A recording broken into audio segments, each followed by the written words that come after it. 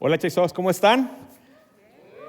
Bueno, yo estoy muy emocionado porque estamos comenzando un nuevo año, una nueva serie. También sé que hay muchas situaciones que están pasando en nuestra comunidad. El Omicron está omnipresente, ¿verdad? Y lo han escuchado, pero sepan de que Dios todavía está arriba del Omicron, ¿eh? Así que no se les olvide eso. Y estamos iniciando también esta serie de inmersión junto con, toda la iglesia Chase Oaks está iniciando este programa de inmersión, tanto en inglés como en español.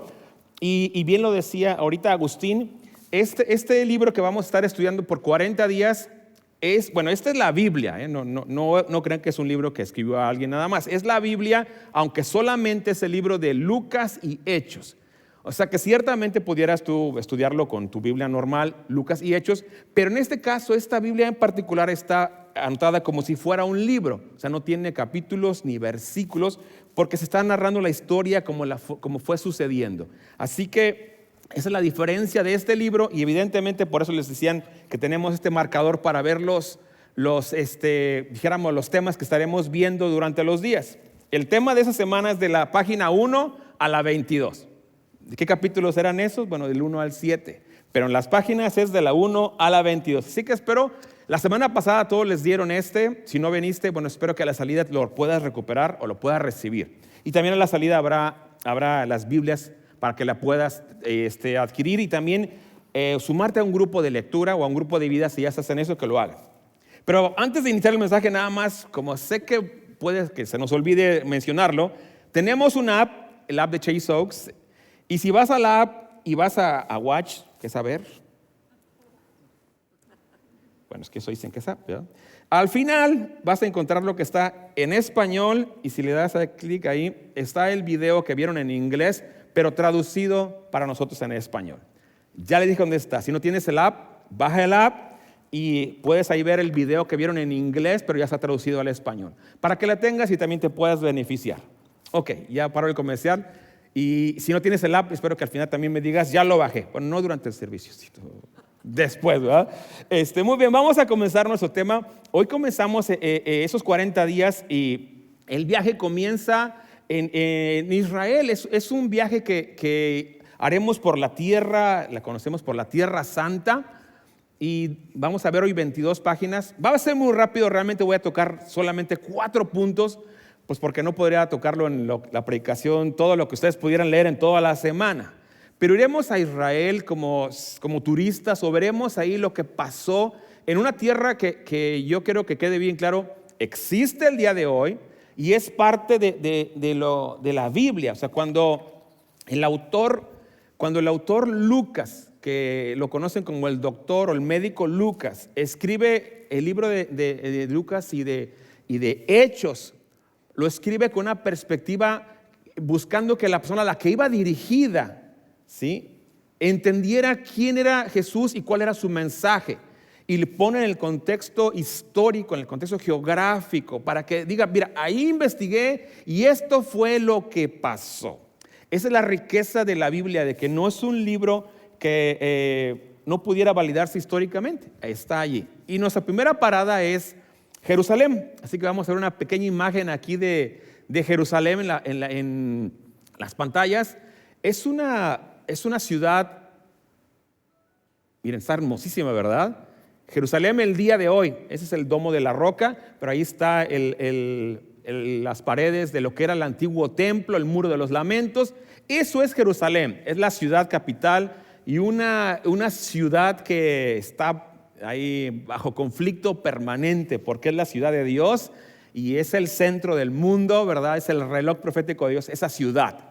Pero bueno, allí en Jerusalén el autor, el médico Lucas, comienza su historia, comienza a narrar lo que pasó ahí.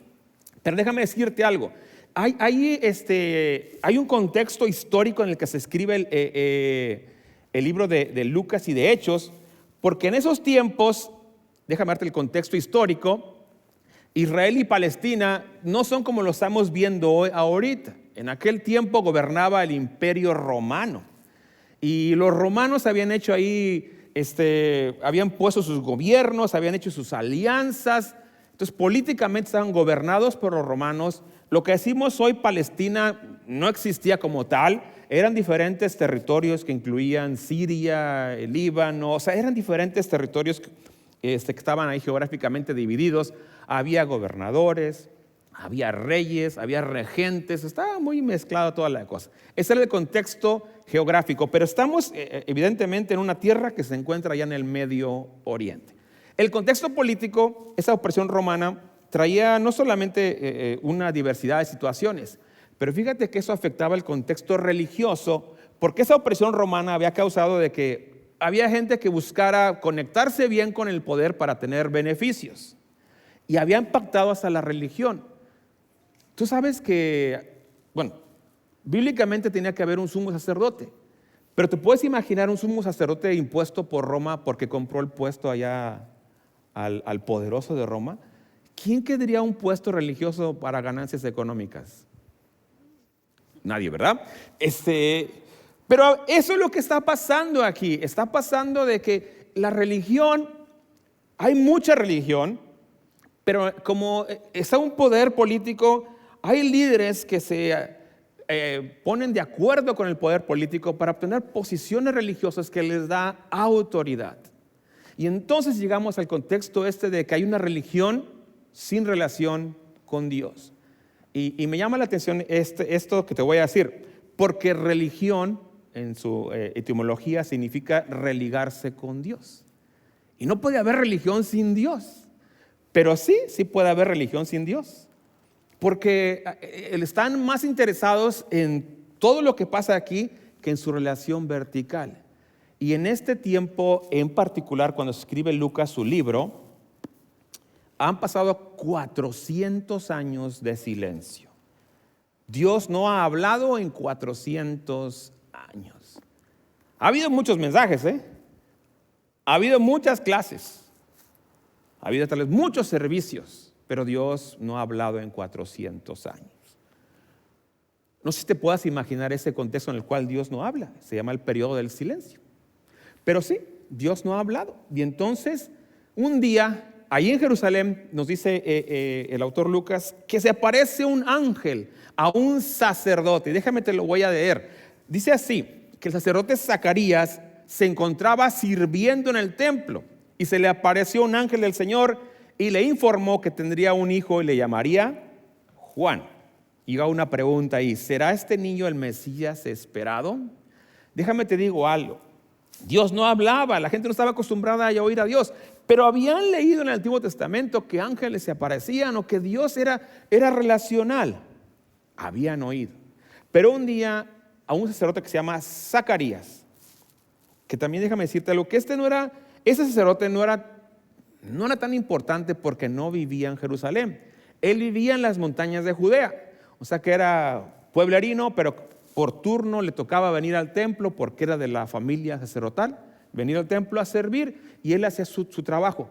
La Biblia dice que era una persona justa, o sea que era una persona justa, íntegro, él y su esposa, solo que no tenían hijos. Y sabes que en el contexto histórico de la Biblia, al no tener hijos era algo bien triste. Era muy triste porque se veía como que Dios te había rechazado. Entonces te imaginas un sacerdote que no puede tener hijos y que el contexto de la gente dice, algo ha de haber malo con él porque no tiene hijos, ¿verdad? Y eso es para que también sepamos que no podemos nada más juzgar a la gente por lo que vemos, porque hay muchas cosas que no sabemos. Zacarías era justo, pero no tenía hijos. Todas las mujeres de aquel tiempo esperaban ser la madre del Mesías que estaba prometido. Pero pues, por lo menos la esposa de Zacarías, Elizabeth, no era candidata para eso, porque ella no podía tener hijos. Sin embargo, un día se le aparece un ángel y le dice, tendrás un hijo que estará lleno del Espíritu de Dios desde el vientre de su madre, y él será mi mensajero para el que voy a enviar para el Mesías iba a ser dijéramos, el primer acto o el anunciador, el heraldo, no sé cómo otra palabra ponerla. Él iba a ser el que iba a presentar al Mesías. Es algo fantástico, ¿verdad? Y Zacarías, cuando recibe este mensaje, ¿qué crees que pasa? No lo cree. No lo cree, y por una pequeña disciplina lo dejan mudo hasta que nazca su hijo, ¿verdad? Eso ya es aparte, ¿verdad? Pero bueno, digo eso que se queda mudo porque cuando sale no puede explicar qué le pasó. Entonces se dan cuenta de que vio una visión. ¿Ok? Pero entonces nace su hijo, y este hijo es llevado por Dios al desierto, y se va al desierto, ¿verdad? Y allá crece. Y bueno, es otra historia de la de Juan el Bautista, que ustedes lo conocen así.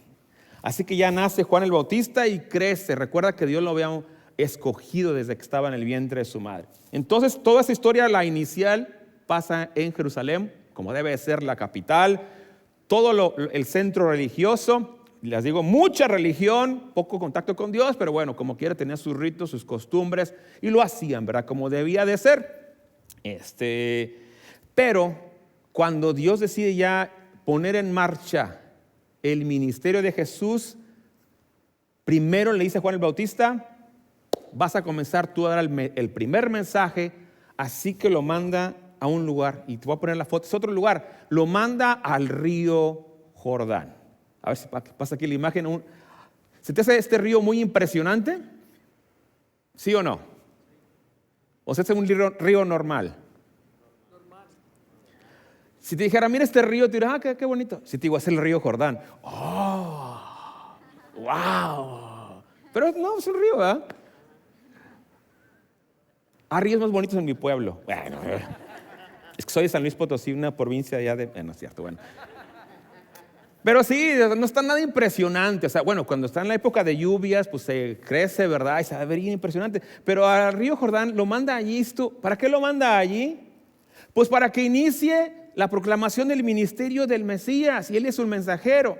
¿Y por qué en el Jordán? ¿Por qué no en Jerusalén? ¿Por qué no donde está el centro de poder, donde están las cámaras y los noticieros? Si en Jerusalén está allí, ¿verdad? Y allá en el Jordán no hay nadie. Pero Dios lo manda al Jordán a que empiece a dar su mensaje. Y sabes, cuando llega la gente o escucha que hay un profeta que está en el río Jordán, la gente empieza a acudir a ver a este profeta.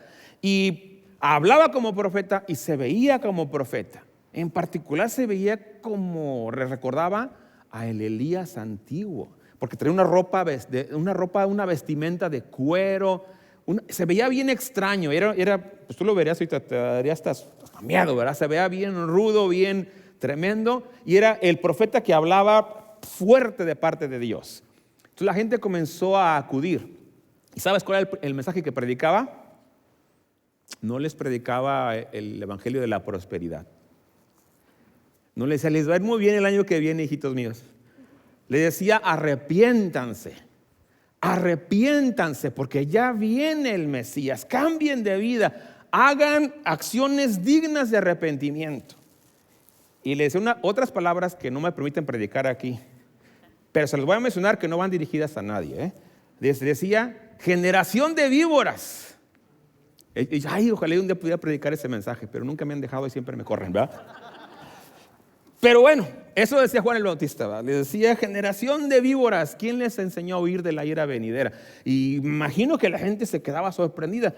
Hagan frutos dignos de arrepentimiento y bautícense para que demuestren su cambio de vida. Y sabes, la gente comenzó a bautizarse porque sintieron el llamado de Dios.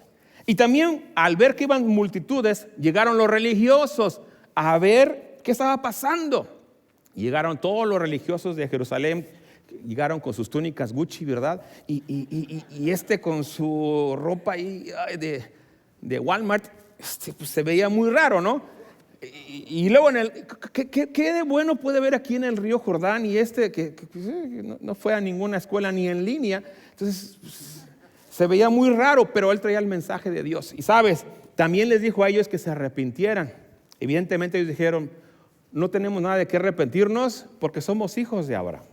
Así que no tenemos nada de qué arrepentirnos. Y por eso fue el mensaje que les dio a ellos, ese mensaje, estas palabras tan duras. Y para que no creas que nada más hablaba así a la gente de acá, a los normalitos, le dijeron, ¿ya te diste cuenta de Herodes? Y él hasta Herodes le dijo, tú también tienes que arrepentirte, Herodes. Estás casado con la mujer equivocada, porque había tomado la esposa de su hermano. Y le dijo, pero decirle a Herodes, que no te cuento, pero Herodes era un asesino. Si tú checas la historia de Herodes, era uno de los reyes más malvados que ha habido. Y decirle sus pecados era, o eras muy valiente o te querías morir, ¿verdad? Eventualmente le costó la libertad a Juan el Bautista y le cortó también su cabeza, le costó su cabeza. Pero él dijo el mensaje que tenía que decir como el mensajero. Y sabes, él está ahí. Te voy a leer lo que dice que pasó ahí específicamente según el libro que vamos a leer. Juan, hijo de Zacarías, que vivía en el desierto, recibió un mensaje de Dios y se fue al río Jordán predicando que la gente debía ser bautizada para demostrar que se había arrepentido de sus pecados y vuelto a Dios. Todos, pecadores y religiosos, debían volverse a Dios. Y aquí es donde aparece Jesús el Mesías y es bautizado por Juan. En este contexto que está la gente yéndose a bautizar para arrepentimiento de sus pecados, llega Jesús. Y es extraño porque en Israel había bautizos, la gente se bautizaba, pero solo se bautizaban los que no eran judíos y que se querían volver al judaísmo o que se querían convertirse, los que eran prosélitos. Los que querían volverse judíos eran bautizados, pero los judíos no se bautizaban. Pero ahora sí, Juan está bautizando judíos que están arrepentidos. ¿Sabes? Porque se habían dado cuenta de que se habían alejado de las enseñanzas de Dios. Se habían alejado de los principios de Dios. ¿Y sabes a quién en particular bautizaba Juan? Dice que bautizaba a los pecadores. Y los pecadores no tenían ninguna entrada, ningún medio para la religión, porque estaban alejados, ¿verdad? Y ese es el contexto en el que llega Jesús. Y Juan el Bautista se da cuenta de que ya llegó el Mesías. Y Jesús le dice, bautízame. Como comprenderás, Juan dice, no, pues al contrario, tú tendrías que bautizarme a mí. Pero Jesús dice, no, bautízame para que se cumpla toda justicia. Y sabes, ahí nos pone el ejemplo a ti y a mí, ¿verdad? Nos pone el ejemplo y lo hace por ti y por mí. Los que se bautizaban por Juan eran porque estaban arrepentidos. Jesús no estaba arrepentido de ningún pecado que hubiera cometido, pero Él lo hizo por nosotros para ponernos el ejemplo. ¿Sí? El cumplir la palabra, cumple toda la palabra.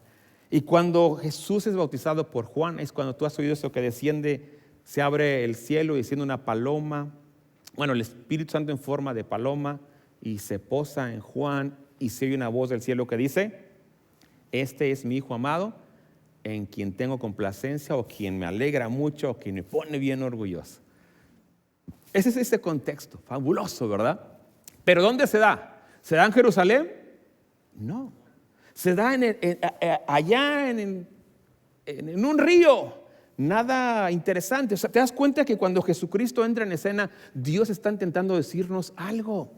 Está intentando decirnos que nuestros caminos no son los de Él. Ciertamente hay mucha religión, pero se ha alejado de Dios, se ha vuelto rutinaria, se ha vuelto ya puros ritos y la gente está viviendo su vida y están esperando un Mesías, pero están esperando más bien un Mesías político. No están esperando a alguien que los venga a libertar de sus pecados, están esperando que alguien que los liberte de Roma. Como el día de hoy si dijéramos que yo quiero que Dios me ayude, pero para que nos quite el COVID y volvamos a la normalidad. No para buscar a Dios, sino para que nos quite los problemas que ahora tenemos. Igualmente en aquel tiempo, ¿verdad? Están preocupados por lo de aquí y no por el futuro eterno. Y por eso Jesucristo llega y nos quiere romper todos nuestros paradigmas, ¿verdad? Llega ahí a ese lugar y es bautizado. Muy bien. Después de que ha bautizado, Jesús sigue su camino. Ahora comienza el ministerio de Jesús. Juan es encarcelado y eventualmente es ejecutado. Qué ministerio tan tremendo el de Juan, ¿verdad? Pero su llamado había quedado bien en claro, hay que arrepentirse. Jesús llega, entonces vuelve ahora él a su lugar de origen y entra a una sinagoga. Voy a poner aquí unas ruinas de una sinagoga. No es la sinagoga en la que Jesucristo enseñó, porque esa ya está destruida en Nazaret. Esa está en Capernaum. Ese es un edificio irreal, una sinagoga bien bonita. Y los judíos tenían la costumbre de que cada sábado se reunían a leer las escrituras, ¿verdad? Bueno, cada viernes en la noche leían las escrituras. Y a Jesucristo llega a este lugar y Él hace lo siguiente, te lo voy a leer. Dice así: Jesús entró a una sinagoga en Nazaret, donde creció, y tomó el rollo del profeta Isaías y leyó lo siguiente: el Espíritu del Señor está sobre mí para llevar buenas noticias a los pobres, proclamar libertad a los cautivos, vista a los ciegos, libertad a los oprimidos y a proclamar el tiempo del favor del Señor. Qué mensaje tan increíble, ¿no te parece? Un mensaje increíble, digo, pero la gente, te aseguro que ya lo había leído otras ocasiones, ¿verdad? O ya lo había escuchado, pero ahora Jesús está diciendo, ¿sabes? Esto es el mensaje de Dios. Y continúa diciendo así: lo enrolló de nuevo, se lo entregó al ayudante y se sentó. Todas las miradas en la sinagoga se fijaron en él. Después Jesús comenzó a hablarles: la escritura que acaban de oír se ha cumplido en este mismo día. Y todos dijeron, ¿pero entendieron? No. Se cumplió. Qué bien. ¿Qué vas a comer saliendo de la reunión? ¿Ya ordenaste la comida? Uy, apagaría la pizza que dejé. Oyeron, pero no entendieron lo que les dijo: hoy inauguramos el año agradable del Señor. Y sabes, aquí estaba refiriendo, déjame te doy rápidamente un resumen. Cada 50 años había un año que se llamaba el año del jubileo, en el que había el perdón de deudas. Todas las deudas eran perdonadas. ¿Te gusta esa idea? Todas las deudas, imagínate, todas las tarjetas de crédito eran canceladas. Todo lo que debías era cancelado. Todas las hipotecas eran canceladas. Eso les gustó más, ¿verdad? Todos los esclavos eran liberados. Y toda la gente que había perdido su herencia o la había vendido o algo, la recuperaba. Era el año del jubileo. Era una celebración que Dios había establecido. Es el año agradable del Señor. Y le está diciendo, llegó el día del jubileo. Pero no nada más físicamente, no es para hacer la libertad física, para que la gente tenga economía sana, tenga ahora sí sus números negros, ya no deba nada y pueda volver a endeudarse el año que viene. No, era una libertad espiritual. Y por eso Él está diciendo esto: vengo a dar libertad a los cautivos. ¿A los cautivos de quién? Todo era una libertad espiritual. Vista a los ciegos. Y sabes, alguien pensaría que el mayor problema de la gente es la economía el día de hoy o las enfermedades, pero realmente no, ¿verdad? No sé si sabes que los 3 hombres más ricos del mundo, esos pasados años sus familias se acaban de separar, se acaban de desintegrar. No importa el dinero que tengas, puedes acabar con una familia desintegrada. Y recuerdo que había leído una noticia que hasta se burlaban del dueño de Tesla, que decían, mira, tan millonario no puede comprar novia. Qué triste, ¿verdad? Pero es la verdad, el dinero no garantiza nada. Y Jesús bien claro lo sabía: vengo a dar vista a los ciegos, libertad a los oprimidos, a proclamar el año agradable del Señor. Es el año de la reconciliación con Dios. Y les dijo, hoy se ha cumplido delante de ustedes esto. ¿Y sabes qué provocó eso? Que le preguntaran, ¿y tú quién eres? ¿Y tú quién eres? ¿No eres acaso el hijo del carpintero? Y si ustedes leen el pasaje posterior, quieren matarlo, quieren despeñarlo a las orillas del pueblo. ¿Sabes? Vez tras vez el mensaje de Jesús se dice con claridad y la gente no lo entiende o no lo entendemos porque seguimos pensando con nuestra mentalidad del día de hoy, con nuestra mentalidad bloqueada. Y por eso el mensaje de Jesús es tanto antiguo como nuevo, porque nos dice, es que eso es lo que Dios siempre ha querido. Esto es lo que siempre Dios ha buscado para ustedes. Y ustedes se preocupan por otras cosas. Primero la reconciliación con Dios. Y eso fue el mensaje que también traía Juan el Bautista. Cuando decía que se arrepintieran, le preguntaron, bueno, ¿y qué vamos a hacer ahora que nos arrepintamos? Dijo, ¿sabes qué quiere Dios? Que seas generoso, que tengas misericordia de los demás, que tengas contentamiento. Eso es lo que enseñaba Juan el Bautista. Y ahora llega Jesús y dice, todavía va mucho más allá. Es el año agradable del Señor, que hay vista para los ciegos, libertad para los oprimidos, sanidad para los quebrantados. ¡Wow! Yo no puedo encontrar un mejor mensaje que ese. Es el mejor mensaje que puede haber, que aquí pudiéramos dar.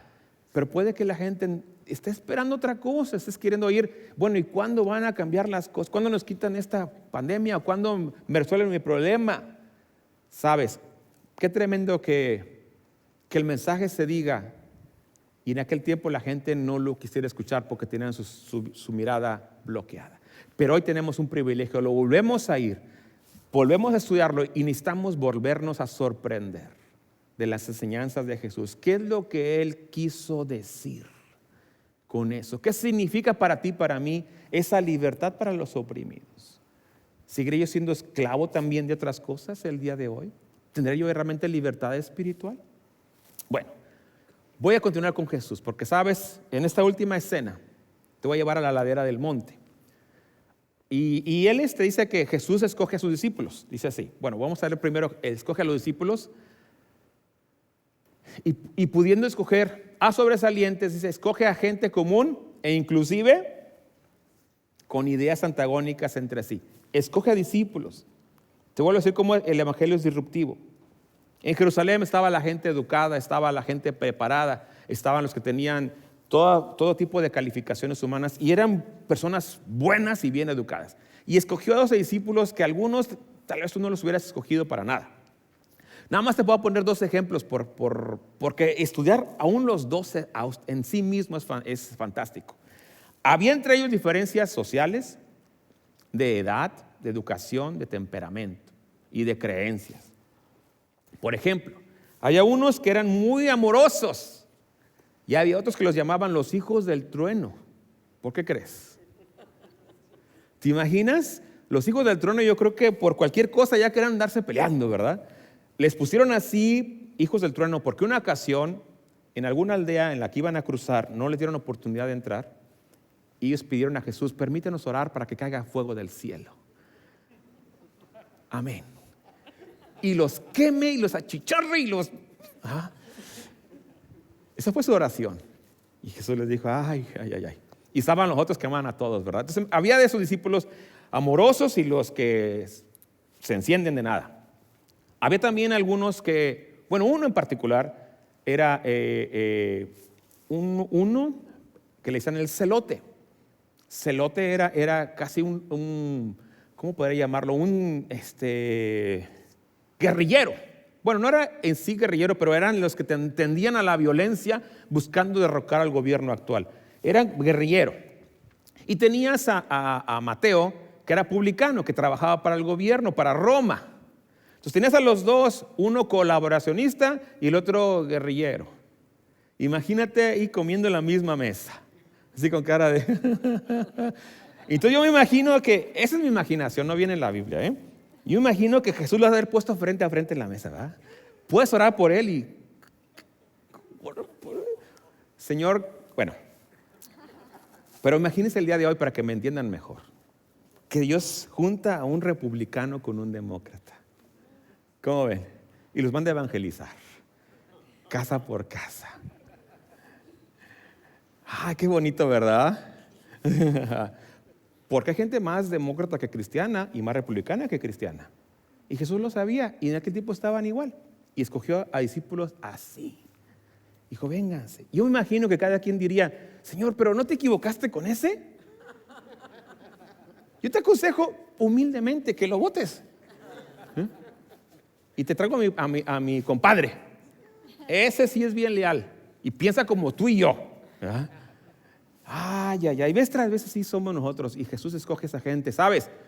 A mí me emociona que haya escogido gente así porque pues todos cabemos, ¿verdad? Sí, ciertamente que mañana escogería a Pablo, el educado y preparado, pero inicialmente escogió a gente que los fariseos, la gente educada religiosamente dirían, esos ni para trabajar en mi casa los quisiera, ¿verdad? Son muy burdos, ¿sí? Eruptan después de comer. Imagínate, ¿verdad? Y no se lavan las manos, y no. Tantas costumbres. ¿sabes? Jesús está rompiendo esos moldes. Todo el mundo es el que es buscado por el Padre. Todo el mundo. No nada más la élite. No nada más algunos. No nada más los especiales. Todo el mundo. Y así lo muestra al escoger a sus discípulos. Y ahora ustedes van a ser mis enviados, mis apóstoles. Y bueno, concluyo con el mensaje que ellos van a dar. Ahora sí me pongo una ladera. Esa montaña se llama el Sermón del Monte. Esta ladera es, bueno, no sabemos si fue específicamente esta, pero según Google dice que esta es, ¿verdad? El Sermón del Monte lo dio Jesús en una montaña o ahí. Entonces la gente se sienta a ser enseñada por Jesús. Y fíjate el mensaje de Jesús, uno bien famoso se llama las bienaventuranzas. Si yo te dijera las bienaventuranzas como las creeríamos el día de hoy, no serían las que Jesús dijo. Tal vez hoy diríamos, benditos los ricos porque se compran lo que quieren. Amén. Benditos los bonitos porque ¿cuántos likes les dan? Benditos, ¿qué más? Los fuertes, o no sé, benditos y aquellos, los populares. Y Jesús, fíjate lo que pone de benditos. Benditos los pobres. Benditos los que tienen hambre. Benditos los que lloran y benditos los perseguidos por mi causa. A ver, la última, ¿me la repites? Benditos los que perseguidos por mi causa. ¿Les gusta la última? Ay, no, ¿verdad? Benditos los populares por mi causa. Bórrenle por favor ahí y póngale los populares por mi causa, los que todo el mundo les dice que son bien chidos. Pero él dice, no, estos son los benditos. ¿Sabes? Evidentemente tiene alguna connotación económica, sí es verdad, porque Jesús también está interesado en nuestra economía. Pero él sabe que esa no es la diferencia, como ya lo habíamos mencionado anteriormente. Aquí está hablando de otro tipo de pobreza. No importa el nivel socioeconómico que tengas, en tu corazón siempre hay un hueco del tamaño de Dios, ¿verdad? Todos ocupamos de Dios, no importa si tenemos dinero o no. Pero solo los que saben que ocupan de Dios son los pobres, los que dicen yo ocupo de Dios. Esos son los pobres independientemente de su nivel socioeconómico. Porque a Jesús también lo seguía gente rica y muy rica. Pero esa gente rica decía yo ocupo de Dios. Y lo seguían pobres y bien pobres y también ellos ocupaban de Dios. Los que tienen hambre, ¿cuánta gente tiene hambre? De muchas cosas, pero él está hablando de los que tienen hambre de Dios, de los que quieren comer las palabras de Dios. Hay gente que la primera vez que conoce de Dios y le hablan de Dios y nunca ha leído la Biblia, se la lee toda, ¿verdad? Y se la puede leer toda la Biblia en un mes. Y claro, habrá gente que tiene 20 años de cristiano y nunca ha leído la Biblia, ¿verdad? Porque tal vez no tienen hambre. Pero él dice, bienaventurados los que tienen hambre, porque ellos van a ser saciados. Y no se refiere nada más a la comida física, porque hoy puede haber gente que no tiene nada, humanamente hablando, pero como tienen a Dios, tienen todo lo que necesitan. Yo conocí en Ciudad de México un ministerio que operaba en la cárcel, una cárcel iba a decir muy famosa, pero bueno, es una cárcel, no sé si las cárceles pudieran ser famosas, pero bueno, una cárcel muy conocida, Santa Marta, Catilta, allá en México. Y a este ministerio, ¿saben cómo se llamaba? Se llamaba Presos pero Libres. Y tenían hasta alabanzas y vendían hasta música de los presos pero libres. Eran más felices a veces ellos adentro que gente allá afuera. Porque ellos estamos aquí, pero hemos sido libertados. Y tú veías sus alabanzas y sabías eso. Había sido gente que ahora estaba siendo consolada, libertada. Y bueno, quiero cerrar con esto. Puse aquí unas frases. El cristianismo de Jesús pone al mundo de cabeza. Y esa frase puede ser media extraña, porque alguna vez preguntó, ¿era Jesús cristiano? Pues no, ¿verdad? Porque el cristianismo es seguir a Jesús. Pero yo quise poner esa frase porque quiero decir lo siguiente. Las enseñanzas de Jesús ponen al mundo de cabeza, o más bien, a un mundo que está de cabeza, le da la perspectiva correcta. ¿Y cuál es la correcta? Primero nuestra relación con Dios, ¿sí? Restaurarla y posteriormente restaurar las relaciones horizontales. Esa es la relación correcta. Si tenemos todo lo demás aquí en esta tierra y no tenemos la relación correcta con Dios, perdimos el punto. Porque ya en la palabra está bien claramente dicho, ¿de qué le sirve al hombre ganar todo el mundo y perder su alma? Es la peor apuesta, es la mejor muestra de que se equivocó porque perdió su alma. Y Jesús nos pone el contexto correcto. Esto es el contexto correcto. Lo que tenemos que hacer primero es reconciliarnos con Dios. Y eso es para todos, no importando el estrato social, político, económico, su trasfondo personal, individual, familiar, nivel de conocimiento, edad, capacidad, todos. Y desde Juan el Bautista que lo mostró, hasta Jesucristo que cuando escogió a los discípulos, hasta la gente que lo seguía. Y ahí en el pasaje también viene que lo seguían inclusive mujeres. Y sabes, Lucas lo deja bien en claro. Lucas, él no era judío, él era gentil. Y Lucas quiere decirle a la gente, a todos los que no eran judíos, el evangelio es para todos, incluyendo los pobres y las mujeres o los niños o los no educados o los ricos, los capacitados, para todos, para los pobres en espíritu, para los que ocupan del Señor. No sé cuál sea el día de hoy tu postura con Cristo, no sé dónde estés el día de hoy. Puede ser que tengas poco tiempo de conocer al Señor o no hayas oído nada. Tal vez ese puede ser el primer mensaje que oyes de Jesús, ¿verdad? Si es el primer mensaje, el evangelio es para ti. O tal vez ya tienes 30 años en el evangelio, muchos años en el evangelio, y ya se te hace común y normal el evangelio. Sabes, hoy es el día para que te sorprendas con el mensaje de Jesús. Pero no para que te sorprendas de lo que enseña, sino las implicaciones para nuestra vida diaria el día de hoy.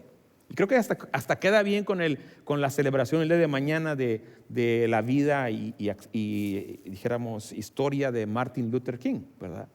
Creo que queda bien ese fin de semana para saber que Jesucristo nos da un mensaje que transforma no solamente nuestra vida, sino también nuestro entorno, ¿sí? Que transforma no solamente en nuestro futuro eterno con Dios, sino nuestro presente y lo que hacemos con los demás. Creo que lo más triste que pueda haber es gente que sepa demasiado de la Biblia, que sepa todo de la Biblia y no haga ni una sola cosa por su comunidad. Eso era lo más triste. Gente que puede pasarse laborando todo el día, pero no es capaz de ayudar a alguien en necesidad.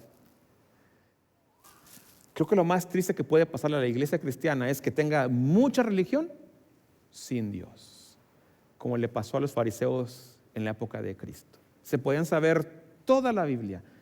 Los escribas podían decir en qué pasaje estaba anotado tal profecía, pero no amaban al prójimo y ponían sus leyes humanas antes que lo de Dios.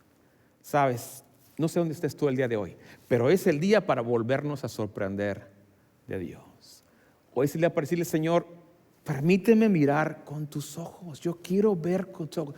Quiero volver a ver tu enseñanza como la gente en aquel día la vio.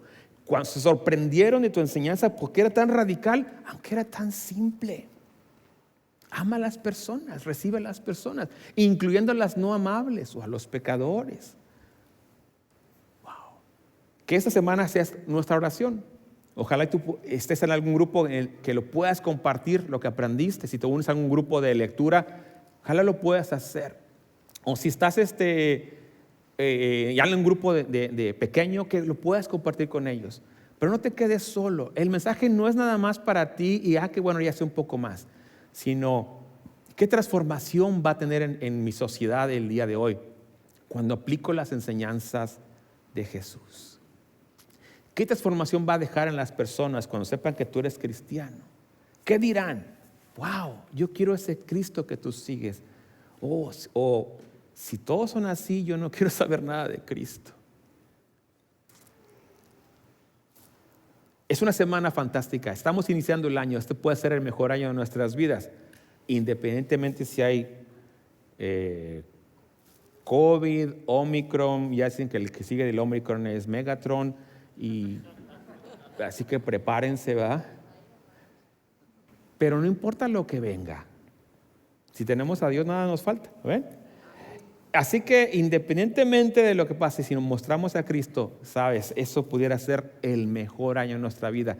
Y cuando la gente se va a emocionar otra vez, qué bueno que vino Jesús a cambiar la historia. Te acompaño que eres conmigo. Señor, te damos gracias hoy en esta tarde.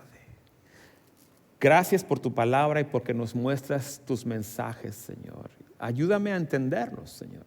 Yo no quiero perderme la maravilla de tu mensaje por haberlo vuelto algo cotidiano en el cual ya no reparo. Ayúdame, Señor, a pensar en tus términos, a ver las cosas como tú las ves, a ver a las personas como tú las ves, a entender la simpleza del Evangelio, lo que tú quieres de mí, a ver cómo valoras tú mi relación con Dios más de lo que yo hago por Dios, a cómo valoras tú mi amor por las personas más de lo que yo hago para ser religiosamente una buena persona. Permite, Señor, que mi cristianismo transforme mi vida y transforme la de la gente que me rodea. Ayúdame, Señor, a ser esa persona que tú quieres que sea. Permíteme sorprenderme con tu mensaje el día de hoy una vez más. Y en la semana al meditar en tus enseñanzas, permíteme abrir mis ojos para ver ese mensaje que tienes para mí. Gracias, Señor. Ayúdame, Señor. Te lo pido en tu nombre poderoso, en el nombre de Jesús. Amén.